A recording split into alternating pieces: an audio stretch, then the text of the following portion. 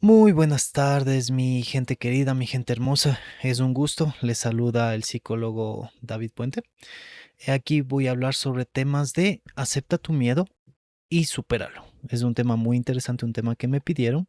Entonces, bueno, vamos primero con la caja de comentarios que tengo por aquí unas preguntitas. Dice, ¿cómo defines qué es bueno y qué es malo?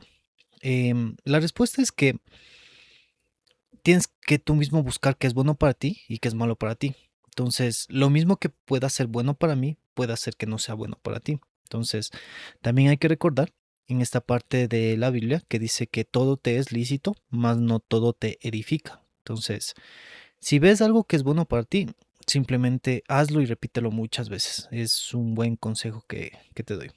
Dice, ¿qué corrientes piensas que es mejor seguirla? Da dentro de la psicología. Mira, en realidad, a mi punto de vista, como te digo, o sea, cada psicólogo tiene en realidad su punto de vista.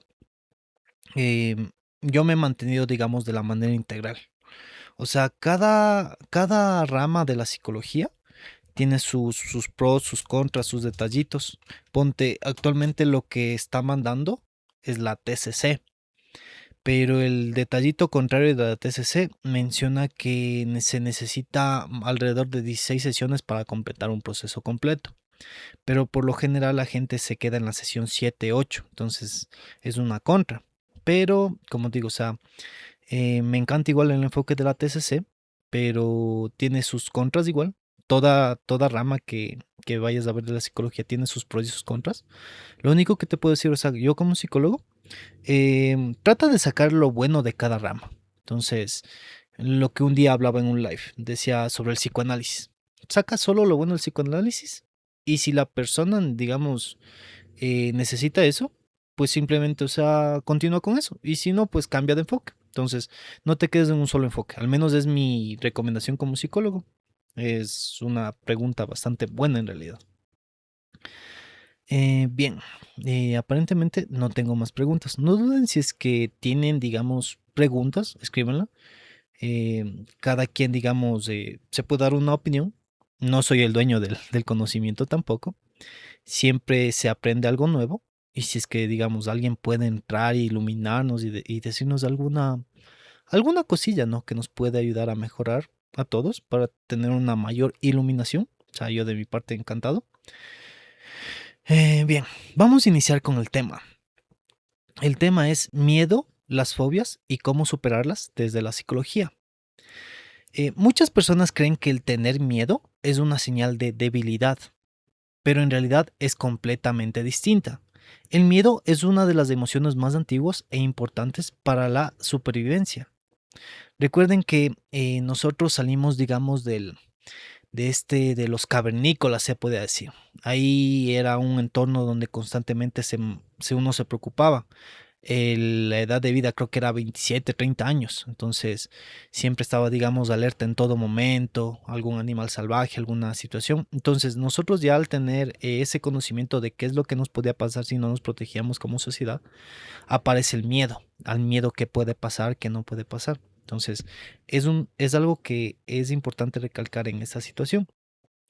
El miedo es una emoción antigua. Gracias al miedo, nuestros antepasados podían detectar peligros, escapar de animales salvajes o evitar situaciones que amenacen su vida. En otras palabras, el miedo no apareció para construirnos, apareció para protegernos. Eso es muy importante. Recuerden que el miedo también es parte de una emoción, obviamente negativa, pero las emociones negativas también tienen su lado bueno. Entonces, todo en realidad lo que se sienta uno al interior, en realidad es bueno. Son formas en las cuales tu cuerpo te protege. Entonces, de esa manera. ¿Qué es el miedo? El miedo es una respuesta automática del cerebro ante amenaza real o percibida. Cuando sentimos miedo, nuestro sistema nervioso activa el famoso mecanismo lucha, huida o congelamiento. Em, Posterior voy a hablar sobre este tema que es bastante entretenido. Se le denomina el estado avatar. Entonces es algo de psicología, o sea, uno que se queda pensando en esta situación, en realidad es alucinante en esta. Podemos decir que el corazón late más rápido, respiramos con mayor intensidad, los músculos se tensan, todo el cuerpo se prepara para sobrevivir. Eso es completamente normal. Es totalmente normal que cuando uno siente miedo, o sea, le pasa esas situaciones. Recuerden que si, por ejemplo, en la edad de las cavernas, uno era jefe de tribu y a causa de ese miedo, digamos, uno, si venía algún animal, uno inmediatamente se erizaba, tenía más fuerza, la adrenalina corre más en tu cuerpo, entonces es, o sea, es bueno, ¿no? Es factores de protección que se tenía. Lastimosamente ya esa situación del miedo, o sea, ya no se está generando tanto, ya que vivimos en un entorno un poco más seguro, ya no existe, digamos, animales que nos depreden. En ciertas ciudades, obviamente, porque hay en ciudades donde todavía se vive en este temor. Ahora hay que más que todo cuidarse de nuestra especie mismo por temas de robos y tanta situación. Bien, el problema no es tener miedo. Muchas personas luchan toda su vida intentando eliminar el miedo, pero psicológicamente ese no es el objetivo. El objetivo es aprender a convivir con él sin que controle nuestras vidas, porque el miedo no desaparece por ignorarlo.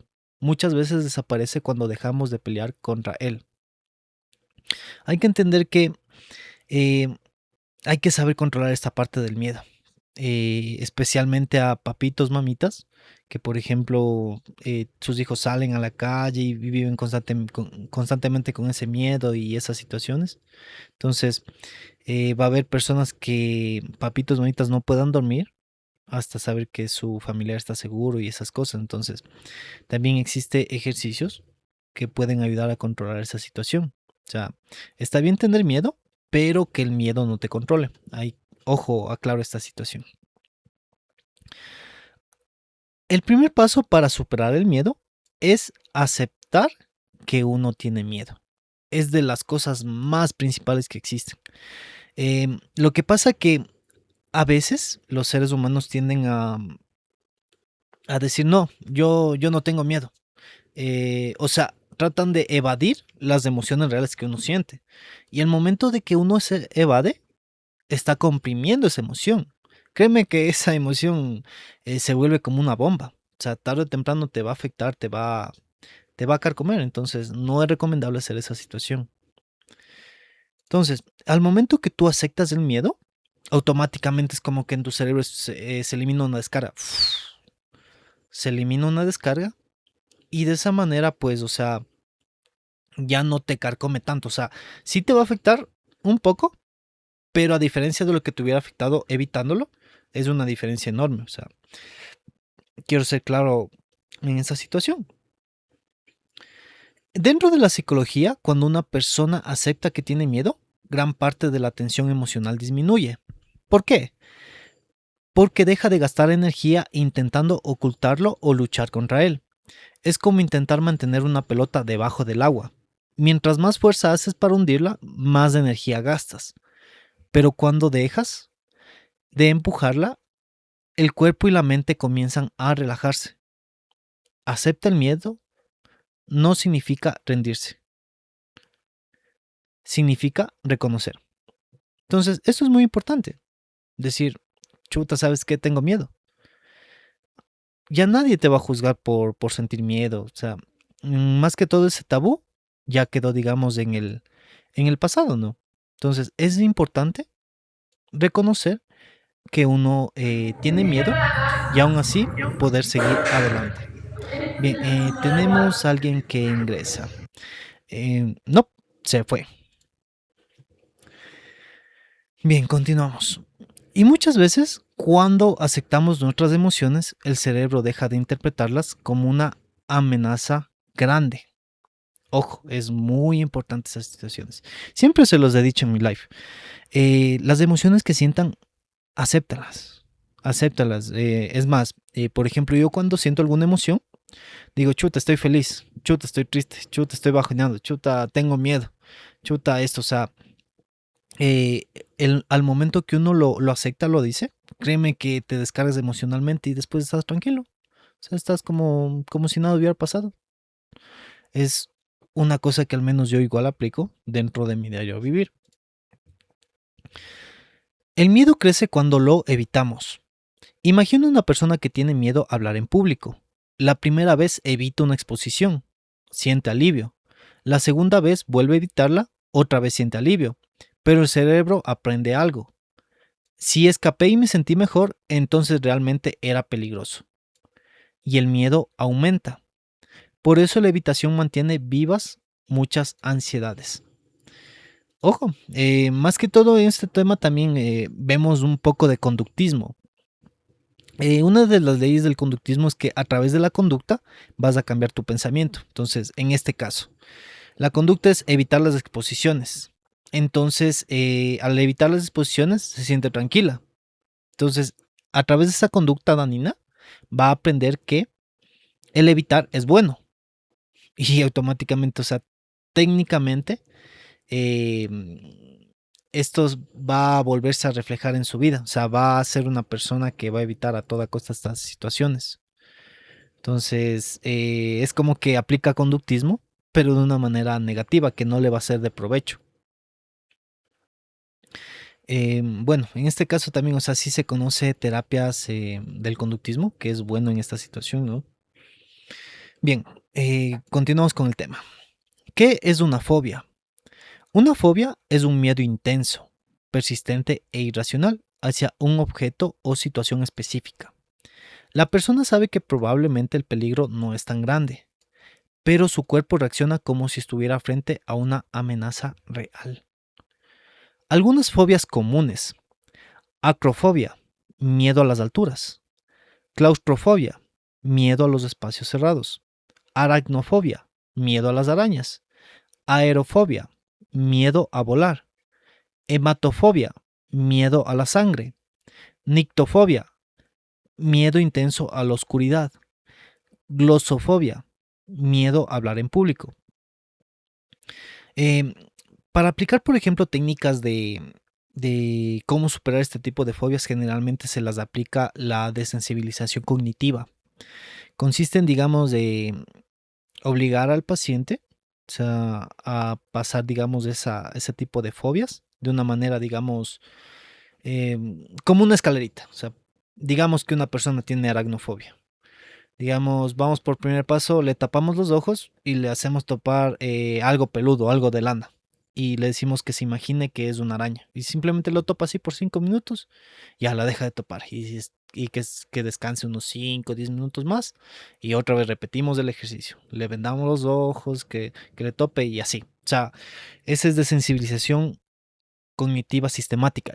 Entonces es una de las maneras que se puede eliminar las fobias. Y algo importante, las fobias son mucho más comunes de lo que imaginamos. No significan que una persona esté loca. Simplemente el cerebro aprendió a asociar ciertos estímulos con peligro. Temas de asociaciones. Entonces, es muy importante. ¿Por qué aparecen las fobias? Pueden aparecer por distintas razones. Experiencias traumáticas, aprendizaje durante la infancia, observar a otras personas reaccionar con miedo, predisposición biológica, o incluso sin una causa claramente identificable. Ya, pongamos un ejemplo. Si digamos un padre tiene miedo a los autos y le enseña a su hijo desde pequeño que los autos son malos, ahora el hijo va a tener fobia a los autos. Entonces, no tiene nada de malo el temer a los autos, pero lastimosamente por esto del aprendizaje durante la infancia, va a causar fobia en los hijos, ¿no? Entonces, eso también hay que cuidarse. ¿Se pueden superar? ¿Se pueden superar los miedos, las fobias? Sí. Y esto es una de las mejores noticias de la psicología. El cerebro también puede reaprender. Puede descubrir que aquello que interpreta como peligro realmente no representa una amenaza. La exposición gradual. Uno de los métodos psicoterapéuticos más conocidos consistentes en acercarse poco a poco al miedo. Nunca de forma brusca, siempre de manera progresiva y controlada. Por ejemplo, una persona con miedo a los perros podría trabajar así. Primer paso, mirar fotografías.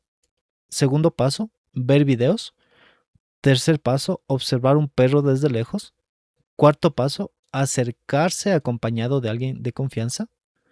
Quinto paso, interactuar con un perro tranquilo. Entonces, el cerebro comienza a aprender.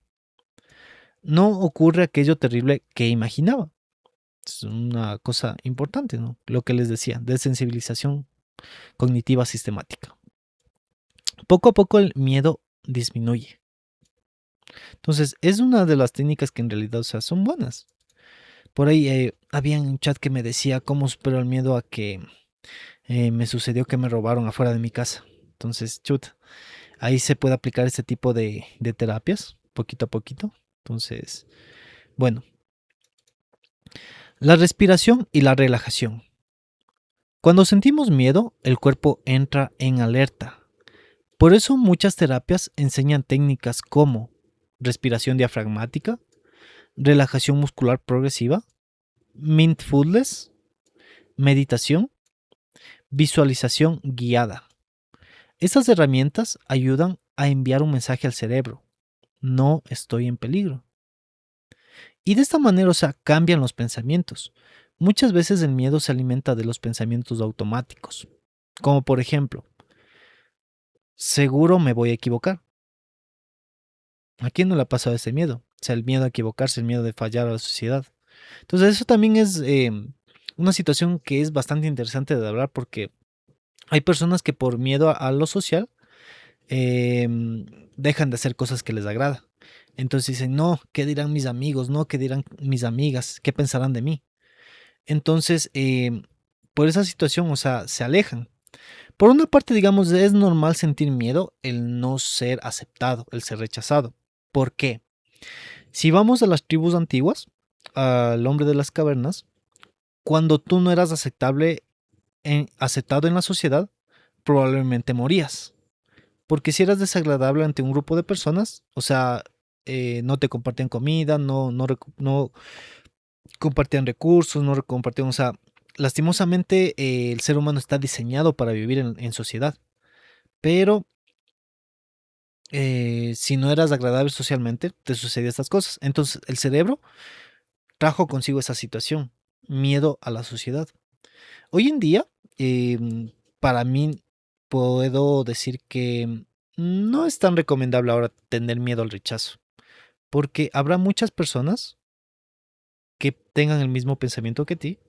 Simplemente debes de ir a buscarlas y llevarte un poquito más con esas personas, porque si te juntas con personas que más bien te pueden hacer daño, o sea, no comparten pensamientos, ideas contigo, te va a hacer más daño en realidad. Entonces, mi recomendación es que trates de buscar personas que tengan tu mismo pensamiento, tu misma ideología. Créeme que si estás con personas que se van en contra de lo que piensas, contra lo que dices, contra lo que haces, se te va a complicar bastante las cosas. Vas a perder mucha energía mental en tratar de agradar a ese tipo de personas. Y a veces pueda que, como tú, pueda que seas una persona inocente, sea una persona que no ha vivido lo suficiente, pienses que tal vez el ser rechazado es bueno. Y no, no es así. O sea, busca en realidad personas que tengan tu mismo pensamiento. Y cuídalas de esas personas, porque al menos en el lado de amigos, los amigos sí tienen como los dedos, así, contaditos. Los demás, o sea, son solo panas, conocidos, compañeros. También uno no conoce el otro lado de la moneda, ¿no? Yo incluso como psicólogo, o sea, antes de escoger mis amistades les analizo, les veo, o sea, y yo como psicólogo, o sea, si ya me doy cuenta de ciertas cosas antes me evito de esa situación, entonces es como que uno ya ve de qué patita coge a tal persona, entonces ya ahí sí yo mejor evito.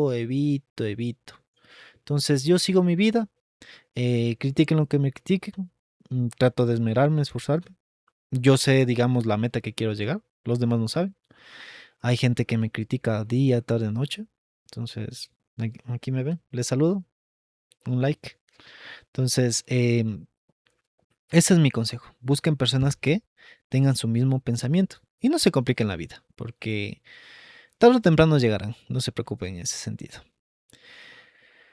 A ver, otro pensamiento dice, todos se van a burlar de mí. Ese es típico en realidad. Cuando tú haces las cosas diferentes, obviamente se van a tratar de burlar de ti. Entonces van a tratar de buscar la quinta pata al gato. No te van a dejar vivir. Y al final del camino van a decir, chuta, yo quise hacer lo mismo que está haciendo Stewart y no lo hice. No me atreví. Me ganó el miedo. Entonces, son cosas que pasan. Otro dice, no voy a poder. Entonces, a veces les gana tanto el miedo que prefieren no intentarlo. Había un consejo que me dieron una vez. Me dijeron, hazlo. Salga como salga, hazlo. Entonces, en el camino vas a ir mejorando. Y eso en realidad, o sea, es un excelente consejo porque de los errores se aprende. Por ejemplo, ahorita estoy haciendo vuelta otro tipo de codificación. Entonces, aquí en el live me van a ver borroso, pero en la retransmisión que voy a subir a YouTube va a ser con una cámara Full HD. Entonces, voy a hacer esa situación para que más bien en el live de aquí va a salir la cámara borrosa, pero en la transmisión va a salir en High Definition. Y a su vez, digamos, voy a mejorar la plantilla, voy a mejorar, o sea, o sea, más mejor en el post video en realidad. Aquí simplemente, o sea, con la camarita de la compu y la otra va a ser la cámara un poquito más profesional. Entonces, a diferencia de los primeros videos, salía, digamos, otras cosas, o sea, pero la cosa es que voy mejorando, o sea, de los errores se va aprendiendo. Entonces, por ejemplo, hay una persona que admiro, Jordi Wild, él es de español y él, digamos, o sea, sus primeros videos los hacía, digamos, de una manera, pero actualmente, o sea, los hace esos videos de una eminencia. Tiene como tres, cuatro cámaras, high definition, otros niveles de parlantes, otros niveles de sonido. Es un crack, es un psicólogo. Me encantó, la verdad, su libro. Entrevistó, por ejemplo, a un criminólogo, Vicente Garrido. Chuta, y ahorita estoy también yo estudiando psicología forense. Y, y le nombraron a Vicente Garrido como uno de los del inicio de psicología forense en la parte de criminología. O sea, yo me quedé, wow, wow, yo quisiera conocerla en persona en realidad a Jordi Wild. Entonces es un personaje que en realidad le admiro mucho y es por su inteligencia. Entonces, igual si es que tienen tiempito, les recomiendo, vean. En realidad los podcasts de él es una eminencia. Para mí me encanta en realidad. Bueno, continuamos con el tema. La terapia cognitivo-conductual ayuda a cuestionar estas ideas y sustituirlas por pensamientos más realistas. Por ejemplo, tengo miedo, pero eso no significa que vaya a salir mal. De esto se basa la terapia cognitiva conductual. Buscar los pensamientos que son operantes, dañinos, y tratarlas de dar un nuevo sentido para que automáticamente la persona vaya cambiando, vaya superando esa situación. Por ejemplo, digamos, dice una persona, siempre me va mal en la vida.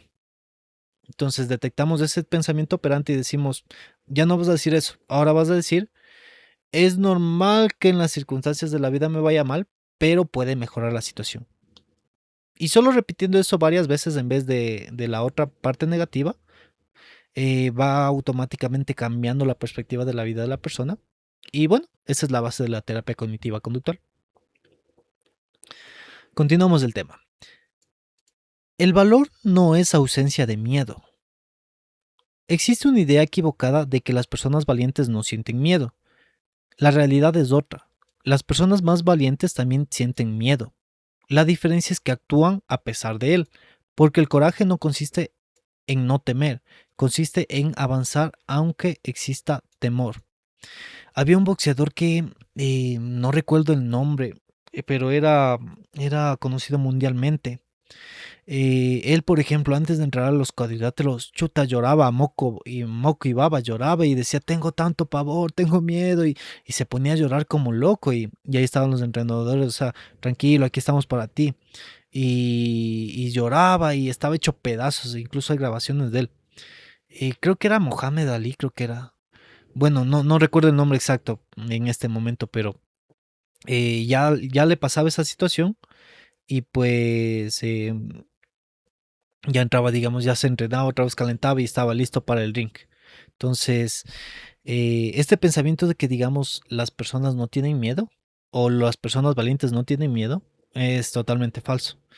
Tienen miedo y más miedo de que otras personas, se puede decir, ¿no? Pero ellos, digamos, saben descargar esa parte emocional y actuar de una forma ya valiente, poder superar ese miedo. Como les dije, aceptando que tienen miedo, aceptando que tienen pavor y después, o sea, poco a poco calmándose y superando esa situación. Entonces, créanme, si reprimen esos tipos de sentimientos, les va a hacer pedazos. Entonces, esto podemos hablar de psicología deportiva. Dice, continuamos con el tema. Cuando buscas, ¿cuándo buscar ayuda profesional? Es recomendable acudir a un psicólogo cuando el miedo limita tu vida diaria. Es decir, a causa del miedo dejas de hacer algunas cosas que te gustaban, que, que, que te agradaban, digamos, hacer. Puede ser por el que dirán, o sea, bueno, cada persona, digamos, tiene su situación, ¿no? La otra, te impide trabajar o estudiar. Por ejemplo, hay personas que dicen, chuta, yo le tengo miedo a esa carrera. Entonces, y me incluyo también porque, por ejemplo, yo cuando entré a psicología, yo tenía en realidad mucho miedo. Decía, chuta, en realidad es una rama hecho pedazos. Por ejemplo, había psicólogos que yo le preguntaba, ¿y qué tal es de estudiar? Dice, chuta, es bien duro, es bien difícil. Entonces, yo entré igual con ese miedo, con ese pavor, estaba ahí atento, atento a las clases. Pero en realidad, o sea, fue, al menos en mi caso, algo que se me dio muy natural.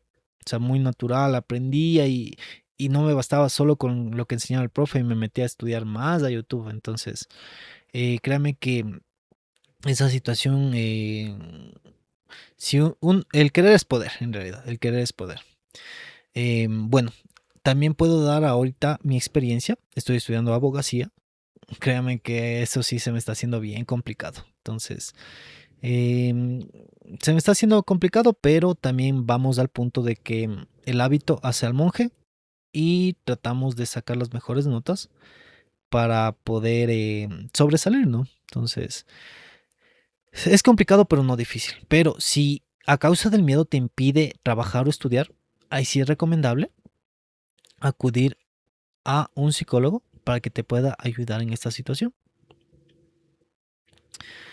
Afecta tus relaciones. O sea, por ejemplo, por miedo a amar a una persona, decides no amar, porque tal vez tienes miedo a que te vaya a abandonar, eh, cosas que te haya sucedido en el pasado. Y existen un montón de miedos que pueden surgir esto, digamos, que puede afectar tus relaciones. O miedo que te fallen. Puede ser que, digamos, tuviste algún trauma cuando eras pequeño, cuando eras menor. Entonces, esa situación es compleja. Eh, Vamos al chat de comentarios. Dice Jefferson, confirma, precio de la sesión. Bueno, actualmente me mantengo en el precio de $20 por hora. Entonces, dependiendo cuántas horas necesites, pues, o sea, se le va haciendo la suma, ¿no? Y igual, o sea, recomiendo en esta situación. Gracias por preguntar, Jefferson. Bien, eh, otro tema dice que cuando produce ataques de pánico. Podemos decir que los ataques de pánico puede ser que, digamos, te empiezas a poner de una manera así y te pones, digamos, ansioso y no sabes qué hacer y te pones mal y te pones, o sea, te pones de una manera totalmente alterada. Los ataques de pánico son fuertes, fuertes, fuertes. Entonces ahí también es recomendable acudir a un especialista en esta terapia de psicología. Cuando provoca una evitación constante. O sea, a causa de ese miedo, evitas ir algo que te gusta, puede ser al gimnasio, evitas comer algo que te agrade. O sea, en realidad temas de miedos es algo bien grande, puede generar lo que es estrés, ansiedad. Entonces, es muy importante esa situación, especialmente si te provoca una evitación constante. Hay que aclarar una cosa, que pedir ayuda no significa debilidad, significa utilizar herramientas para poder recuperar tu bienestar. Bien, aquí vamos a pasar a esto lo que hablaba sobre el estado avatar. Cuando el instinto toma el control. Entonces, existe un fenómeno que muchas personas han experimentado alguna vez en su vida. Algunas lo describen diciendo, no sé qué pasó, simplemente reaccioné. Otras dicen, me quedé completamente paralizado.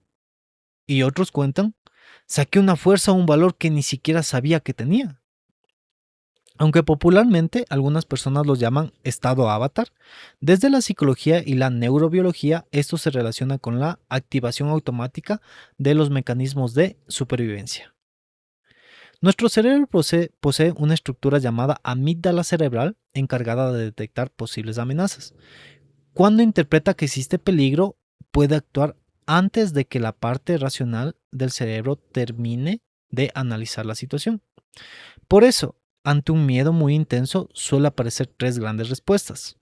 Entonces, la primera respuesta es la lucha, la segunda la huida y la tercera es el congelamiento.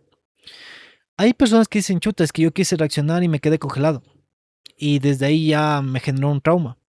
Entonces, en realidad son cosas que suceden, cosas normales, es cosas de tu cuerpo, no te vivas culpando de esa situación. Entonces, es más bien tu cuerpo reaccionando ante ese periodo de estrés. El estrés es una respuesta fisiológica que el cuerpo asume cuando siente que no puede superar un obstáculo. Entonces, eso es muy importante aprender. Bien, vamos a derivar, digamos, describir cada una de ellas, de lo que es lucha, huida y congelamiento. Dentro de la lucha, la persona enfrenta el peligro. O sea, puede reaccionar con una fuerza, rapidez o valentía que normalmente no muestra. Créeme, para poder generar este tipo de...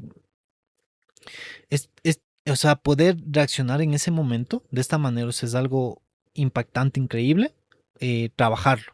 O sea, toca estarlo trabajando mucho en realidad. Esto se trabaja con artes marciales, constante entrenamiento. Entonces, es muy importante esta situación para que así, digamos, pueda reaccionar de una manera más, para mi punto de vista, positiva.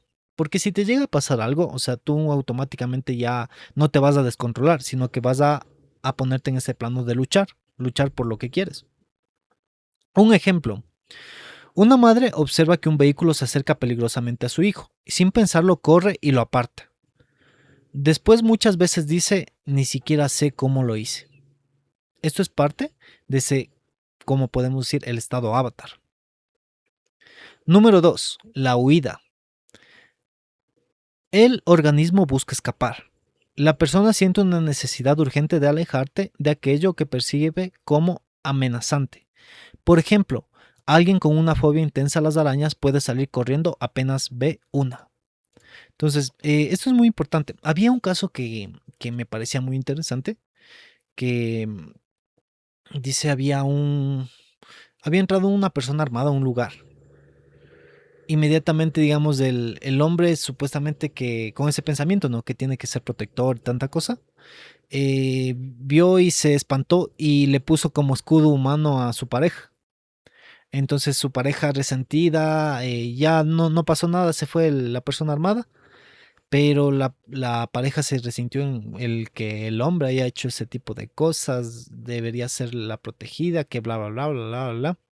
Entonces ocurrió esta situación y pues de ahí, digamos, el hombre se sentía culpable porque no encontraba explicación por esta situación y lastimosamente esto es involuntario, o sea, no se puede controlar. Por eso digo que es muy complejo trabajar esta situación para tener em, esto del lado de lucha antes que el de huida. Entonces es bastante complejo de trabajarlo. Bien, vamos al tercer punto que es el congelamiento. Es una respuesta menos conocida, pero completamente normal. La persona se queda inmóvil, no puede hablar, no puede reaccionar, siente que el cuerpo simplemente no responde. Muchas víctimas de accidentes, asaltos o situaciones traumáticas describen esta sensación. Ejemplo, durante una exposición, alguien puede quedarse completamente en blanco sin poder recordar una sola palabra. Esto no significa falta de inteligencia, es simplemente una reacción automática del cerebro ante amenazas percibidas. Entonces, es muy importante. Si ustedes ven que a alguien le pasa esta situación, no lo critiquen, no lo hagan de menos. Simplemente, o sea, denle su espacio, denle su tiempo, decirle tranquilo, aquí estamos, todos nos equivocamos, somos seres humanos, no somos perfectos. Tenemos nuestras altas, nuestras bajas. Entonces es importante. ¿Por qué ocurre esto? Porque el cerebro prioriza la supervivencia sobre el razonamiento. Esta situación de mucho miedo, el sistema emocional puede tomar el control temporalmente, reduciendo la capacidad de pensar con claridad.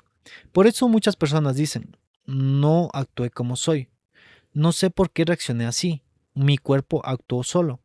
Y la realidad es que en cierta medida sí ocurrió eso. Aquí hay una buena noticia. El cerebro también puede entrenarse. Cuando aprendemos a aceptar el miedo, a respirar, comprender nuestras emociones y exponernos gradualmente a aquello que nos asusta, esa respuesta automática comienza a disminuir, poco a poco recuperándonos la sensación de control. Porque el verdadero objetivo no es dejar de sentir miedo, es enseñarle a nuestro cerebro que muchas de esas situaciones ya no representan un peligro real. Algo muy importante, si alguna vez el miedo te hizo correr, quedarte inmóvil o reaccionar de una manera que nunca imaginaste, eso no significa que seas débil. Significa que tu sistema de supervivencia está intentando protegerte. Y comprender cómo funciona nuestro cerebro es el primer paso para aprender a convivir con el miedo, sin permitir que éste gobierne nuestras vidas. No tienes que esperar a dejar de tener miedo para comenzar a vivir.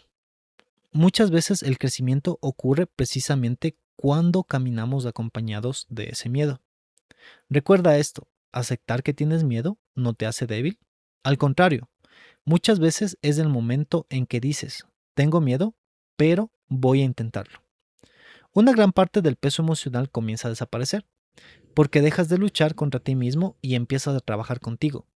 El miedo es humano, las fobias tienen tratamiento y el cerebro tiene una enorme capacidad para aprender, adaptarse y sanar.